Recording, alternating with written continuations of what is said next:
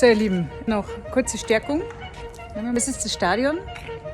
Da hinten ist schon Aufstellung und ich muss sagen, es liegt schon sehr viel Testosteron in der Luft. Ich habe jetzt nichts dagegen, öfters auf so Football Games aufzutreten.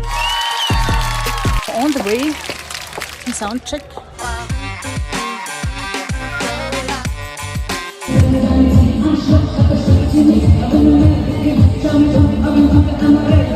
Wie schaut's aus? Lass mal Matschenbaum